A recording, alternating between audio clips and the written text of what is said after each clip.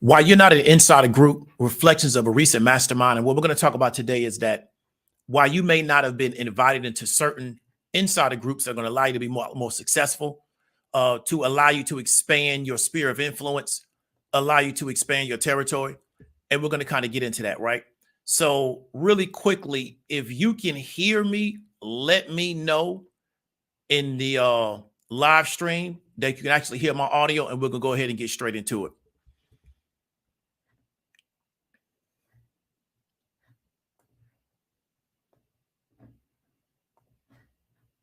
So if you can hear me, give me a heads up.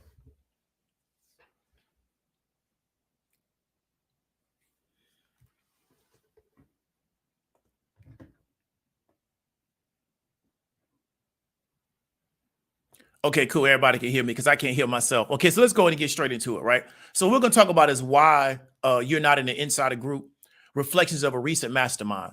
And I'm going to kind of try to help you get a better understanding of why and what you can do to put yourself in the best position to kind of expand yourself professional and business-wise, right? Now, really quickly, this show's sponsored by www.thehighestpaid.online. That's an options training academy. Many of you may be familiar with it. Some of you may be new visitors. You may not be familiar with it. We want to really encourage you to take advantage of our March Madness sale. That's March 30. And just like March Madness, when the month of March is over, that sale will be over. We'll go back to our regularly scheduled prices. And you're going to have to get in at a different price. So we want to encourage you to take a look at that. Get in on the sale. That's been the lowest price, probably going to be the lowest price of 2023. Okay, so let's go ahead and get straight into the content because I don't want to be long-winded. What we're going to talk about is why you're not a member of particular insider groups, right? And this is really going to be important because one of the biggest challenges that a lot of people have in life is that they can't really figure out how to get the success that they desire as an individual. And often what they've been programmed to believe is that, well, if I just work hard enough individually, I can get there. And in reality, the world is kind of run by groups of people that a lot of times working together to get what they want to get out of the world. So here's an example of a group of people at Emory University that because of how they kind of performed at Emory, they get invited into a particular group. And every year they pick specific people. And then you become part of a family of people that have come through Emory that are all part of this group. And you see this at a lot of different colleges. This is not like a traditional fraternity or sorority, even though those are also insider groups. This is specific for people that went to this college that's external of you just being in a fraternity or sorority, okay? So why should you watch this?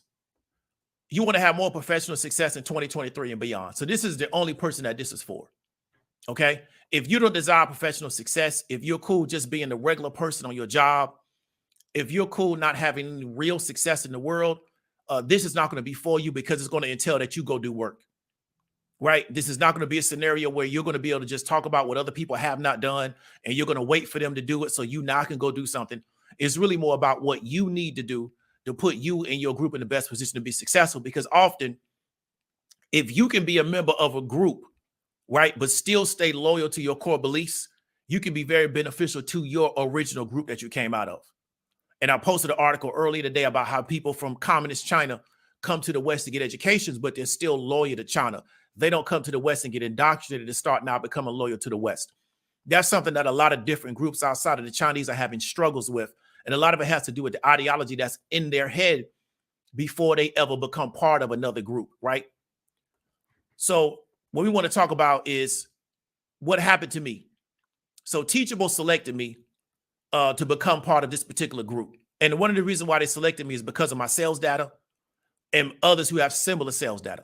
So Teachable reached out to me this year and they said, hey, because you're putting certain type of numbers up, we want you to become part of this specific group. Now, this wasn't something because they do something like every, let's say quarterly, where they do education content. But that's for everybody that has a Teachable account. They selected me because I had put up over a certain amount of time, I put certain type of numbers up. Okay. So then they reach out to me and say, we're going to put you in part of a different group because of the numbers that you put up. Right. And then when I joined that group, it was with other people that were putting up similar numbers. Okay. So this is the environment. Then what another thing they did is they assigned me a personal liaison to help with any challenges I have with the platform. So what they said is that we want to make sure you're not having any issues that are not getting addressed. Because a lot of times when you're dealing with these platforms, these SAS, SAAS platforms, the length of time to actually get something addressed sometimes can be long. And it's kind of because of how they're built. My company's built the same way. It's very lean. But it can cause issues if you have challenges. So that now I have a personal liaison that if I have any issues on Teachable, I'm just supposed to go to that person and not supposed to go to Teachable. And then I can bypass a lot of the kind of like the red tape to making sure I get help, because what they want to do is they want to make sure I have success on the platform because it benefits their business, right? So that's what people got to understand. This was only done because I put up the numbers, right? It wasn't done because Teachable likes me. It wasn't done because they want representation. It wasn't done as a diversity play. They want me to sell more because they make more money. Every time I sell something, Teachable gets paid. Okay. I pay Teachable also monthly to be part of their platform. So Teachable makes money on me both ways. They make a monthly fee out of me, and they also make money on every sale. Now, because I come out of the media buying space, I've seen this before. If you're an actual like real paid affiliate on affiliate platforms and you're driving a lot of sales, you will get a specific person to work with you as an affiliate, and their job is to make sure you're not having any issues with the platform. Facebook does the same thing. If you drive enough money on Facebook, you will get your own account manager from Facebook. The average person doesn't know that because they're not running enough money through Facebook. But if you run enough money through Facebook ads, they will give you your own personal account manager, and their job is to work out any issues you may have with the platform. And they give you heads up on changes, things of that nature that the average person wouldn't get because they can't justify the expense because they don't have enough money going through the platform. But it's a business relationship, okay? So I'm not gassed on it. I understand it's the relationship that I'm good for their business because I'm making their business a lot of money based on what I'm doing right in my business, okay? So I want people to really understand, because a lot of people will get gassed. A lot of this, we want to seat at the table. When you get a seat at the table, when you add enough value to where you deserve a seat at the table, you shouldn't want a seat at the table if you're not doing anything to deserve it. You shouldn't just want a seat at the table just because you're there.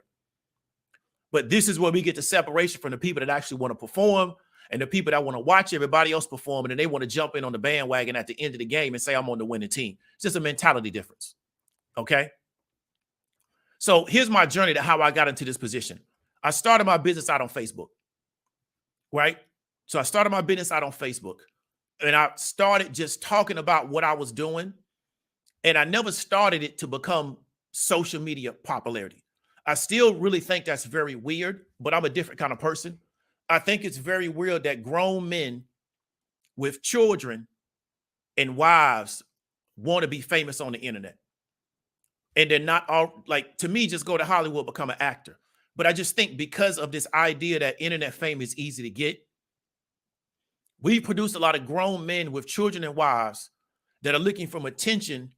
Like, the internet's their one big chance to be famous. Now, if you're a professional person like Country Wayne, he's a professional comedian. That's different. I'm talking about amateur people that are trying to leverage the internet to now become famous. It's always been weird to me. So when I started talking on Facebook, my only goal was to do business. I wasn't doing what I was doing for any other reason except to do business. So the goal of starting the vertical was to do business. Then I was able to build up enough, I would say, traction on Facebook. It was a blessing that I had issues on Facebook. Then I moved to YouTube. And then I started working with people like Erica Williams, started working with people like By the Hood. It allowed me to expand and scale out to a bigger level. But it all started on Facebook. So most of the people that are watching me now on YouTube, they don't even know who I was on Facebook, right? They have no idea who I was because I wasn't the biggest Facebooker, but I had a group of people that were getting my posts that I was able to communicate.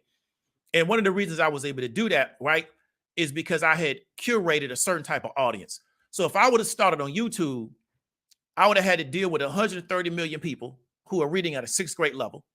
Because the reason why video is so big, because you don't have to read anything. And then I would have to also deal with people who worship entertainment above all else. And I think that would have been an issue with me trying to build up traction. What helped me was I was able to build on Facebook, get traction, get credibility, get my confidence, get my feet up under me, and then move to YouTube. And by the time I moved to YouTube, you can tell me anything because I knew I was actually adding real value, right? So there was nothing for us to talk about.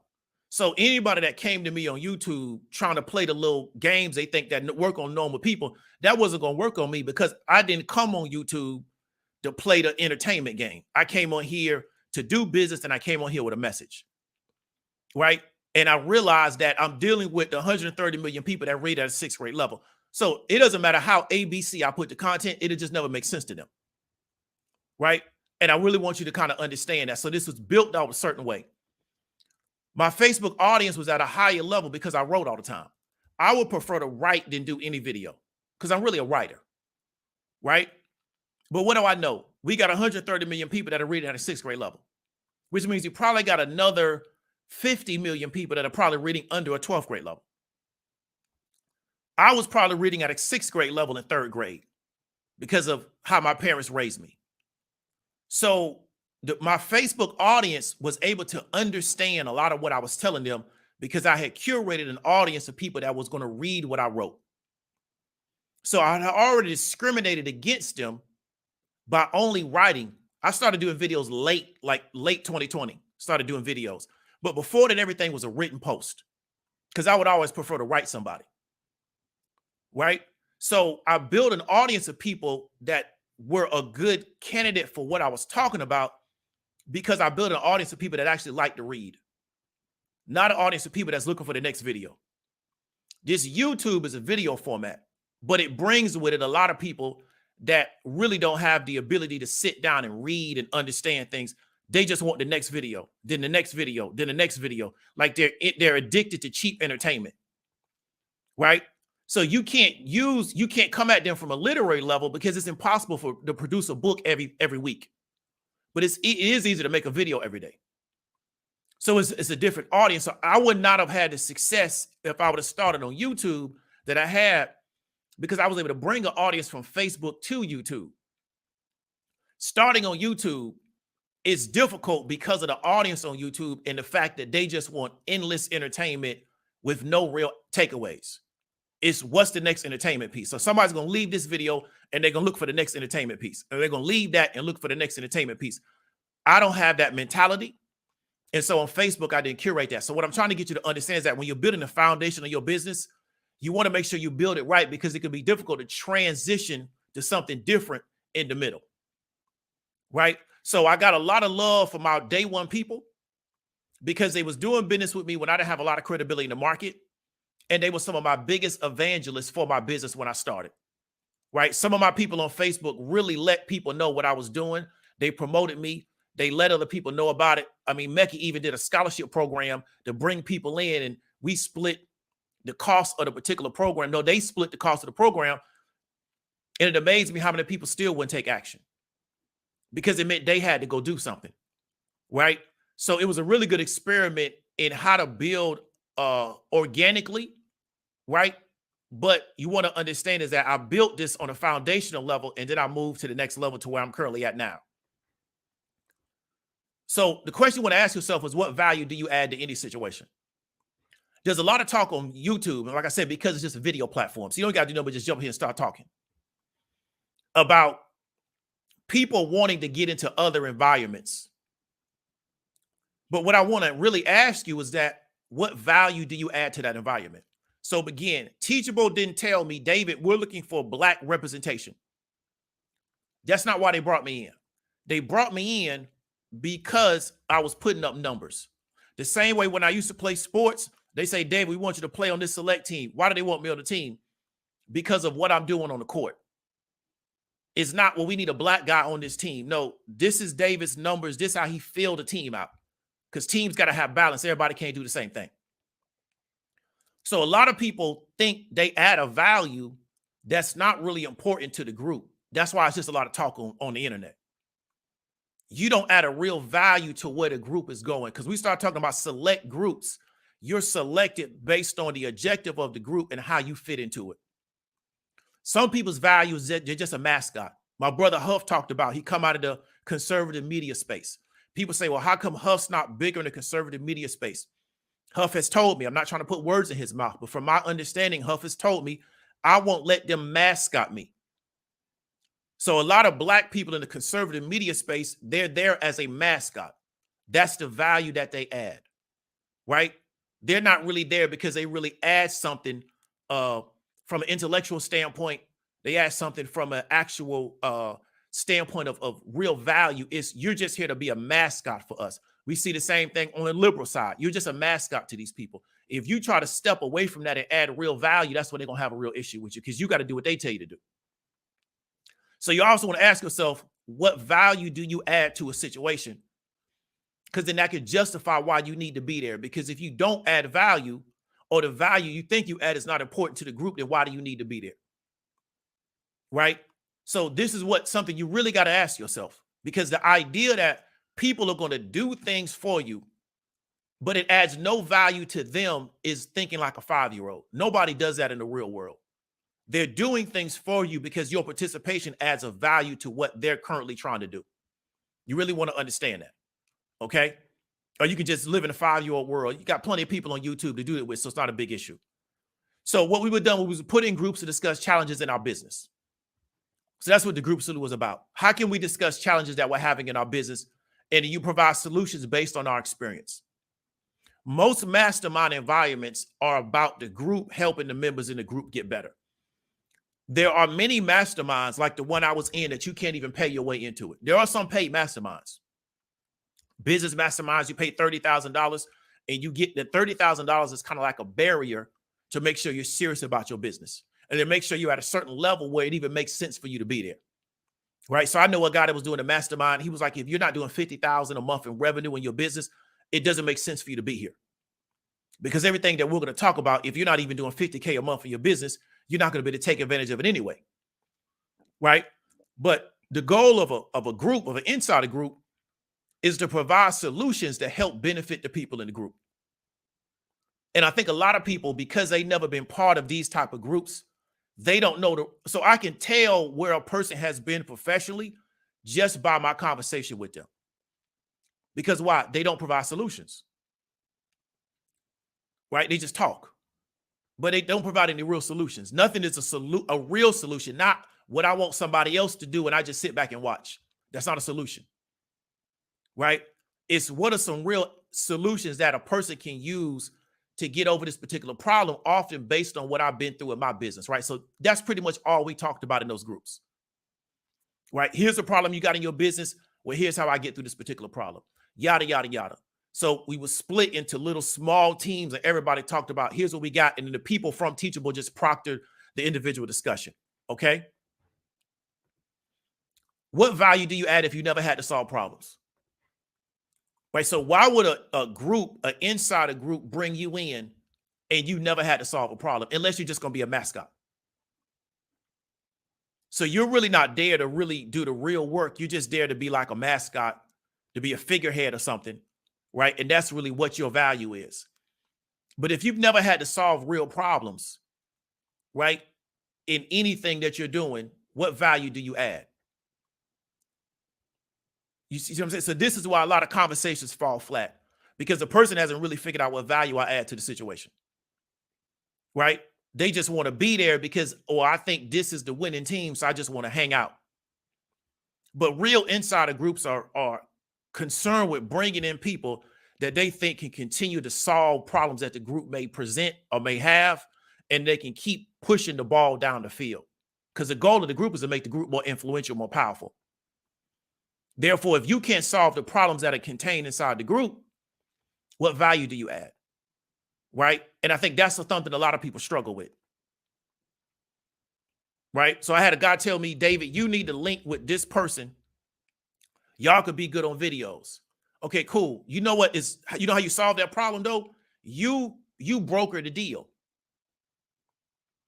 See, in real estate, you don't get paid to tell somebody you should go buy the house. You get paid to put the two parties together and negotiate the sale. That's why you get a commission. Right? You don't get paid to say, hey, man, you should go buy this house on this address. Right? If you're dealing with an actual, what I would call a retail buyer, that's not why you get paid. You get paid to broker the deal. So you solve my problem by going to that person, selling them on the idea that you and David will make good on the collaboration video. You bring everybody together. That's how you solve the problem. So like I said, as I talk to people all the time, I can tell that they really don't solve problems in real life because of the way in which they talk to me about stuff. Right? They're not coming at me from a problem solving standpoint. They're coming at me from an idea generator standpoint. And many of our people think generating ideas is their value. That's very little value in the real world. We need problem solvers, and we need people that's going to actually go through solving the problem, right? So takeaways from the group. These are things that they told me in talking to them. Hybrid model can be outright. The fact that you spend one-on-one time with your students, how do you scale that? And I had to justify why I built that type of business model. Because the real course selling model is really just about selling courses. It's really almost like what you get when you go to college.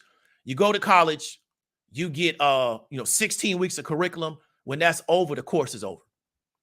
But I knew my audience starting out. I knew life happens. I've had several people take my course and get in the course and something happened and they can't do the material. That happened to me when I was in college. My mother passed away. I literally flunked every class I was in because it happened after the midpoint of the semester where you could dump classes. Right? So life happens. So I said, well, the reason why I built this model out is because I understand that a lot of times you don't know what you don't know until you get into it. So then if you have issues further on down the line and you can't talk to anybody, it can impair your ability to be successful.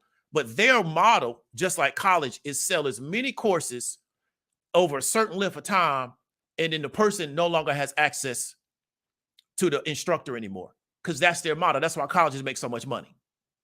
Because I can't go back to my teacher from 2009 and ask them about a class I took in 2009.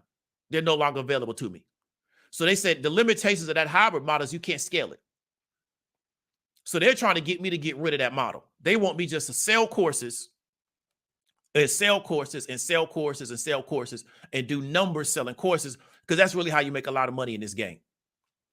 Then they said, well, you can just sell more courses and talk to people in the group setting. So that was their counsel. Just create a group setting. Don't ever talk to people one-on-one and just sell as many courses as possible. So we talked about, Erica talked about the young man, ex-military. I think he living out here in Atlanta metro area. He does a stock market group, right? But he just has a lot of people in one big group. That's the model. So it's very similar to where you go to college, you go to Assembly Hall, it's 400 people in the Assembly Hall at one time. If you want to talk to the professor one-on-one, it's very difficult to get to one-on-one time with that professor. There's time available, but there's no way 400 people could ever talk to that professor. It's too many people. So the college makes their money off the scale, not off the individual sales, right? But the course sellers are the bad guys, not the colleges. This is how people, like I said, we're dealing with people at the sixth grade reading level. They think the course sellers are the bad guys, not the colleges. Colleges have a very, very low success rate. A lot of times long term is because that model a lot of times doesn't deal with that individual person. It's a churn model, right? But that was their counsel to me, right? To change my model to do that. But I had to explain the success I'm looking to get out of people can be impacted by that model. Because the goal is not just to sell you a course. The goal is to get a result out of people. Because it's the result that's going to change people's lives. Them buying the course don't change their life. It's when they can get the result, that's what changes their life. But Teachable doesn't care about that. They just looking at numbers on the spreadsheet, right? So Teachable knows what I'm selling material-wise. They looked at my material and they know my numbers. And what they're doing is looking to develop a relationship early. Now, Tiara is a #1 person on Teachable. She's a #1 seller, right? Nobody's even close to her. But what they're doing is looking to, I know they looked at my material, right? And they looked at my numbers because they got access to my numbers. And what they want to do is they want to develop a relationship early. Now, I know they do this. This is what they do in this system. So let me tell you a real quick story. A guy I went to college with, he was in a PhD program at the school I was at. He wrote in a scientific journal, he wrote a paper based on his research. He was doing his PhD program, something to do with like microcomputing in space, microwave processors, whatever. I don't know, because it's not my field. The paper was so well received, NASA reached out to him and told him, he was still in the PhD program. They said, well, how are you right now? He was like, no, I want to, go through my PhD program. I want to graduate, yada, yada, yada. They say, cool, you'll do your postdoc in Houston. We'll set all that up for you. Because they want to keep him close to him because they was going to hire him.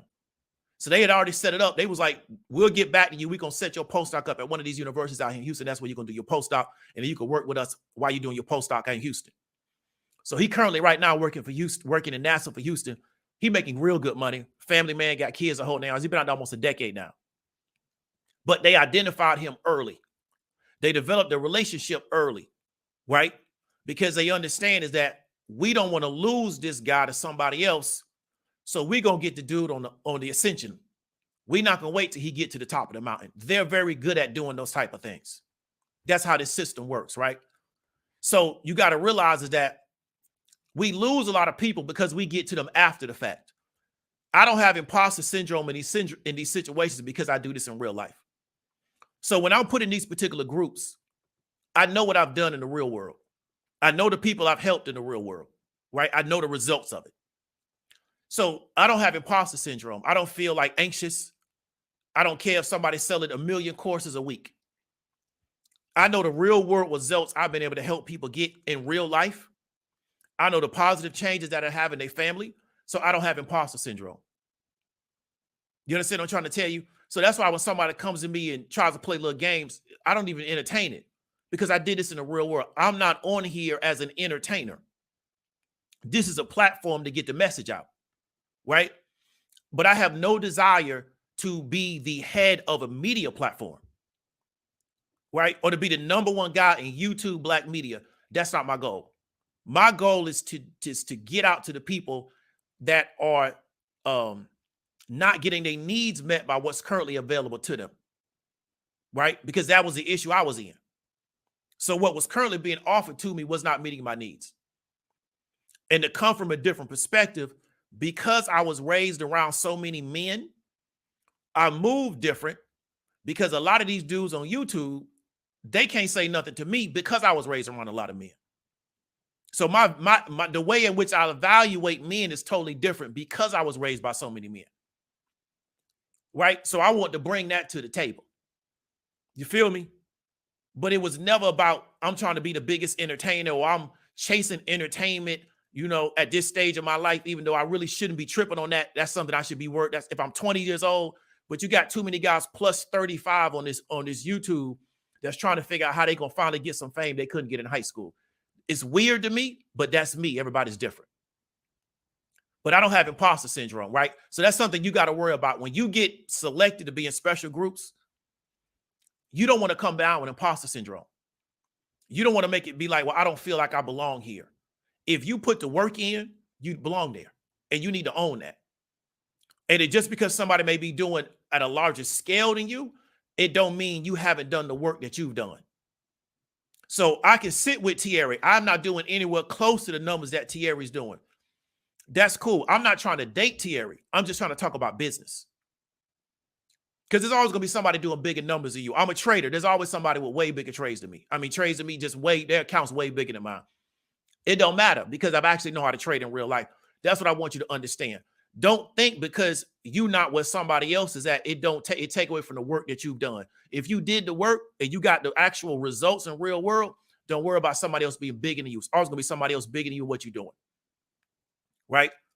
It's almost impossible to be the #1 person in your space. And I mean, from a general standpoint, that's why you always want to niche yourself and create your own market. But that's a whole nother conversation. So this system is excellent at locating outliers and it cuts deals with them early. That's what this system does. Many of us don't understand that because we don't have in my opinion, we don't have the intellectual capacity to understand it. And I'm not trying to be disrespectful when I say that. I know what this system produces. I've studied it long enough. Right? This system is excellent at locating outliers. And what it does, it cuts deals with them early because it wants to control them. Right? It wants to control them. So, because what we want to do is if we can control the outliers, we can control the masses. Because now we tell the outliers what to do. So this system is really excellent at locating outliers really early, and then it cuts deals with them early. So before everybody else realizes who the outlier is, the system has already cut deals with them. They're really good at that. Before I got with Erica, this Anglo dude reached out to me and was like, yo, we like what you're doing.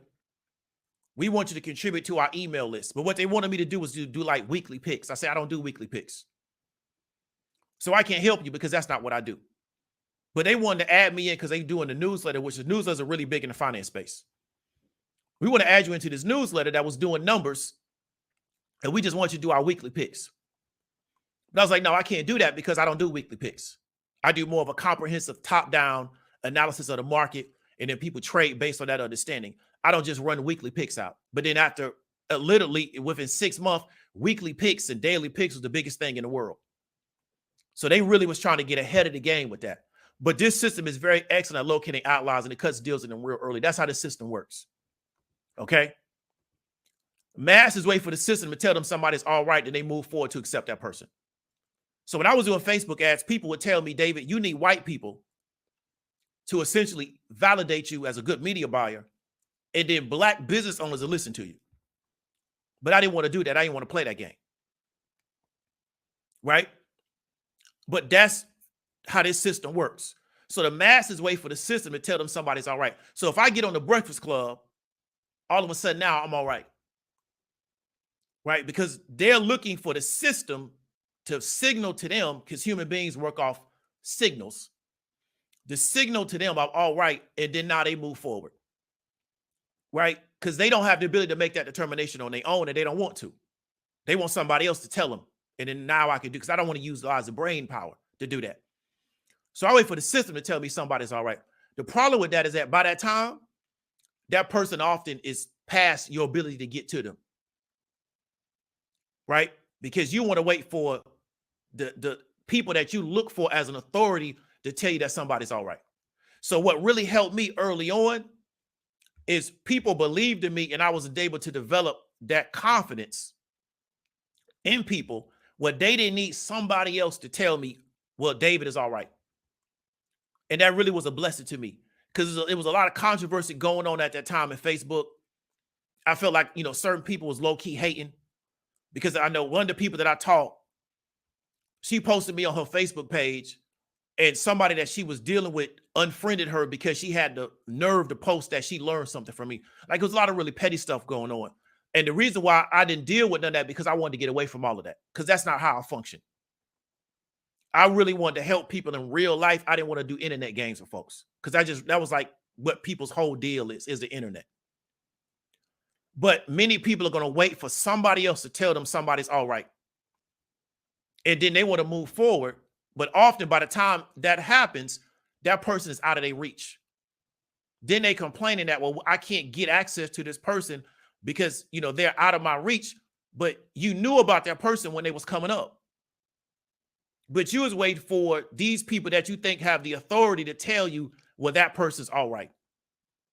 And they know that about you. That's why they get to people early. Right? That's how the system actually works. So the question you want to ask yourself is, what insider groups are you a part of, and how do you add real value to them to solve real world problems? Right? What insider groups are you part of, and how do you add value to them to solve real world problems? Not, how do I just complain? Like I said before, I don't do barbershop conversations. Right? We might talk about sports a little bit, but that's going to be about it. We're not going to get farther than that. Because if we're not going to go do nothing, there's nothing to talk about. You feel me? There's nothing to talk about. If we're not going to actually go do something, there's nothing to discuss. You feel me? I'm not a fan of that. I haven't been a fan of it for a very, very long time. A lot of the conversations on YouTube is stuff I was doing when I was in college. We all come together, get some drinks, get some food, and we just have conversation. And everybody try to make their little point, right? After I got out of school, I was pretty much tired of that type of stuff. I wanted to go do something. Right? I wanted to get active. I wanted to, go out here and get to it. I didn't want to just talk all the time. So often you can find yourself in a group of people that are just talking because nobody really wants to go solve real world problems. The really effective groups in the world, they go solve real world problems. They just don't talk all the time.